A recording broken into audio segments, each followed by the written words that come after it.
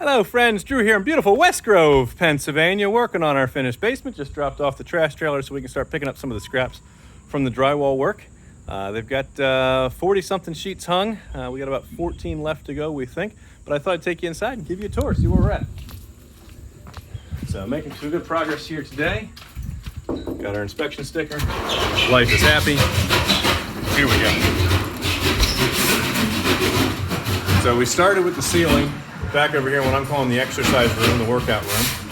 We brought that all the way across. Got the ceilings done in here. Once the ceilings were up, we were able to start a crew over here on this side and start bringing the drywall around.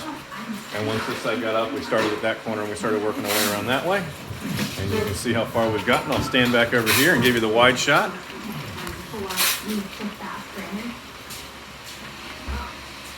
So now you can kind of see where things are at.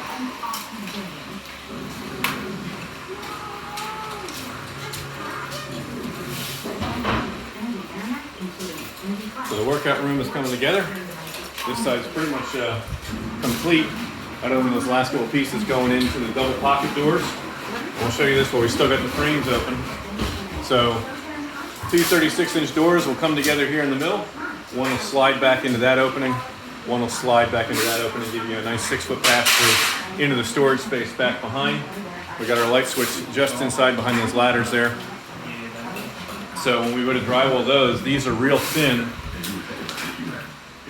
So you can see the metal stripping here. So we have to use the 1-inch drywall screws. By the time we put a 1/2 inch on here, you got a little bit more in there. You don't want the screw poking through to the back side where it's going to scratch the door. How many pocket doors have you seen with a line running all the way across them? That's because they use too long a drywall screws. Because this is all you get as far as the frame goes for it. When we go to screw our drywall to this, we want to make sure that we've only using the 1-inch screws on these spots. Yeah, sometimes Norm put notes on there to remind us, make sure the guys know what we're doing. So this pocket door system is set up on this side, so that's ready to get drywalled. Of course, we've got our structure here, framing done around the wood beam, and so now it's just a matter of bringing the drywall in on that, finishing encompassing that.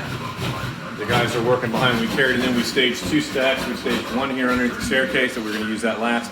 We staged another set against the wall. We're going to use that first. So that we had two locations that we could be cutting in order to work efficiency. So 2 guys could be measuring and marking and laying stuff out in order to figure out, where do the lights go. And one of the things that you want to notice, you'll see that we got the seam staggered here. You don't want to have 4 corners that all line up together. You also want to see these joints be nice and tight all the way across the ceiling. If you're doing this right, you're running the 8-foot direction or the 10-foot direction or the 12-foot direction perpendicular to all of the floor joists, so you get the most strength out of the sheet. Now in the basement wall, it's not a bad idea. We're not doing anything strength or structural here. It's really just for the appearance, so you can run them up and down. That makes things a little bit more efficient. That allows us to help keep the cost down for our customer. And it cuts down, the reason we do that is it cuts down the number of butt joints. Everywhere here on the ceiling, where we've got 2 sheets that meet end to end here, it's flat. It's called a butt joint, and we've got to spackle that and make it pretty.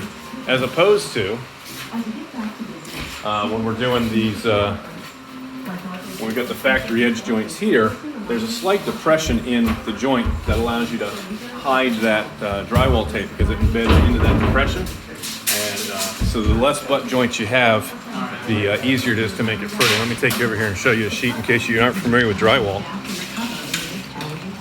So you can see right here on the edge where it tapers. It's a little bit narrow here and it's full thickness down by my thumb, but it gets narrow up at the top. That's to allow space for the tape so that when it embeds in there, it'll be flat when you're finished. Now Mike has been doing drywall for over 20 years and he walks in and he can look at something and take a measurement and figure out where it's going to go. I'm drawing a map and taking my time and figuring out exactly where things go. But Mike runs in, takes a couple measurements, comes over to the sheets and cuts it. And then we've got our crew working to hang and fit and get everything in. So it's going along pretty smooth.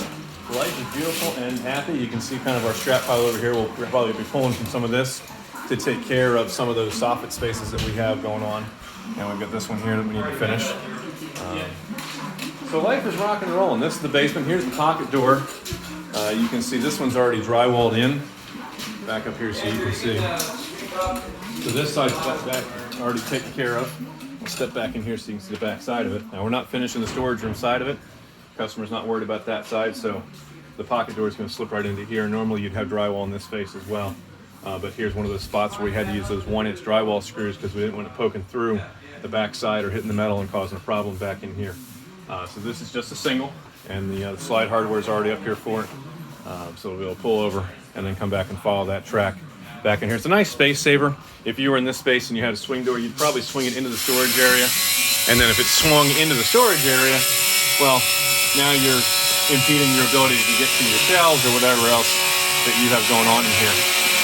So we've got our 3-way switches set up in here so that we got a switch on this side and switches on the other side as well.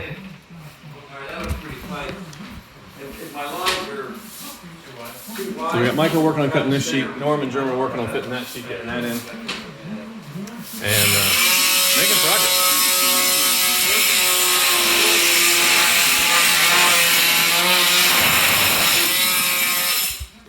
Simple tools that help make it easier to cut things out. So we hope you're enjoying the tour and what's going on here in the basement in West Grove. If we can help solve a problem for you, finish a basement, renovate a bathroom, to make over your kitchen, build you a deck, fix windows, leaks, siding, door leaks, roofing issues, anything with your exterior, completely reclad your house, new siding all the way around, cement hardy board, James Hardy board, we do that as well.